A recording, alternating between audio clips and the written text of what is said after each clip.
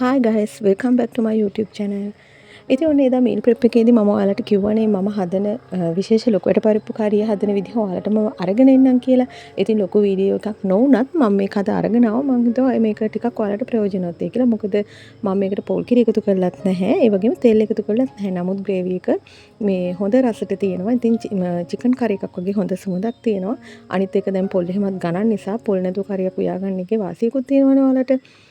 ඉතින් ගොඩක් අය පුරුදු වෙලා ඉන්නේ හදිසියට මයිසූර් පරිප්පු යන්න. ඉතින් මම නම් මෙතෙන්ද ලොකුවට පරිප්පු තමයි පාවිච්චි කරන්නේ. ඉතින් පොඩි පරිප්පුවක් නිතරම වගේ කනවනේ. ඉතින් මේක අපිට ඒ නිසා අප්‍රියාවක් නැතුව කන්න පුළුවන්. ඉතින් ඔන්න මම හදිසියට හදනකොට කරන්නේ මේ ලොකුවට පරිප්පු ටිකට උතුරන වතුර ටිකක් දාලා විනාඩි 5-10ක් විතර පෙඟෙන්න තියෙනවා. ඉතින් 10ක් ඕනෙත් නැහැ. 5ක් 6ක් තිබ්බත් ඇති.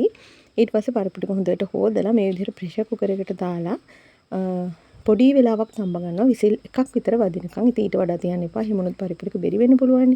ඉතින් මතක ඇතුව ලුණු ටිකකුයි අර අපිට කරි එක හදාගන්න අවශ්‍ය තරම් වතුර ප්‍රමාණයකුයි මේකට තියාගන්න. ඉතින් එහෙම තියලා මේක එක විසිල් එකක් වදිනකොට අනිවාර්යයෙන්ම ඕෆ් කරගන්න. පරිප්පු ටික ඒ නිසා ඉතින් අපි දැන් මම ඒක තැම්බෙන්න ඇරලා මේ අවශ්‍ය කලමනා ටික තමයි දැස්ති කරන්නේ. ඉතින් නායිමිරිස් කරලම මම ගත්තේ නැහැ. ඉතින් බබාලා ඉන්න නිසා මම මේකෙන් භාගයයි දැම්මේ. ඉතින් නායිමිරිස් දාපුවම හොඳ රසක් සුවඳක් එනවා කරි එකට. ඉතින් රතු ලුණු තියෙනවනේ ඔයාලා රතු ලුණු ගන්න. අද මට රතු ලුණු නැති නිසා බී ලුණු තමයි ගත්තේ. ඉතින් සුදු ලුණු කපා ගත්තා. ඉතින් රාපා කරපිංච තියෙනවා. ඉතින් මේ මෙතන තියෙන්නේ කුරුඳු පොතු ටිකක්. ඉතින් ඒකටම මම එකතු කරගන්නවා මේ විදිහට උඹලකට කුරු ටික. ඉතින් උඹලකට දාන නිසා මේ කරි එකෙන් හොඳ රසක් සුවඳක් එනවා. ඉදෙනකොට අර චිකන් කරි එකක වගේ හොඳ රසක් සුවඳක් මේකෙන් එනවා. ඉතින් දැන් මම හදන්නේ ග්‍රේවි එක හදාගන්න. ඉතින් මේ කපාගෙන සූදානම් කරගත්ත කලමනා ටික මම මේ විදිහට ඇතිලියට දා ගන්නවා.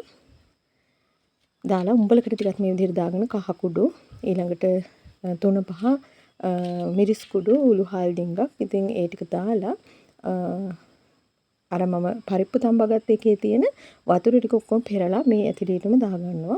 ඒකෙන් තමයි අපි මේ ලුණු මිරිස් කලමනා ටික උයාගන්නේ. ඉතින් අර තඹපු පරිප්පුත් හැන්දක් විතර වගේ මේකට එකතු කරගන්න. එතකොට හොඳට ග්‍රේවි එක තික් වෙලා එනවා.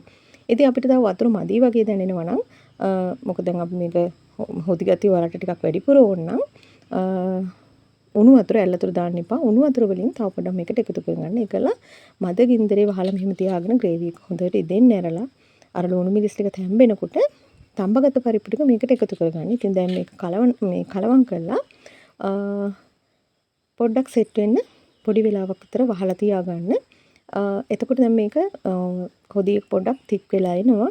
ඉතින් ඔයාලට අවශ්‍ය ප්‍රමාණයට හොදි සෙට් වෙනකොට ඔයාලා මේක අයින් කරගන්න. ඉතින් ගොඩාක් ඉඳලා ඕන නම් එහෙමයි. ඉතින් තව හොදි ඕන නම් ඔයාලට මේකට අර පිසෙද්දිම තව ටිකක් වතුර වැඩියෙන් එකතු කරගන්නත් පුළුවන්. ඉතින් ඔයාලට පේනවා ඇති පොල් කිරි දැම්මේ නැතුණාට තෙල් දැම්මේ නැතුණාට හොඳට තෙල් පෑදිලා තියෙනවා මේ කරි එක. ඉතින් ඇත්තටම ගොඩක් අයට තෙල් කන්නත් හොඳ නැහැනේ කොලෙස්ටරෝල් තියෙන නිසා ගොඩක් අය දැන් තෙල් කනවත් අඩුයි. ඉතින් පොල් කිරිත් නැති නිසා තෙලුත් නැති නිසා මම හිතනවා මේක හෙල්දි කරි එකක් කියලා. ඉතින් හදිස්සියට හදාගන්නත් පුළුවන් වැඩි කලම නයන්නෙත් නැහැ. ඉතින් මහා ලොකු දෙයක් නොවුනත් මේක හරිම රසට තියෙනවා. ඉතින් අර හොඳ බජට් කරි එකක් නිසා පොඩ්ඩක් try කරලා බලන්න. ඉතින් මම නම් නිතරම වගේ මේ කරි එක හදනවා. අනිත් එක තියාගන්නත් පුළුවන්. මොකද අපි පොල් කිරි හිම එකතු කරලා නැති නිසා. එහෙනම් ඉතින් වෙනසකටත් එක්ක එක දවසක් හරි හදලා බලන්නකෝ. හැමදාම හදන පරිප්පු කරියට වඩා පොඩි වෙනසක් ඔයාලට දැනෙයි. ගිහින් එන්න හැමෝටම thank you එහෙනම්.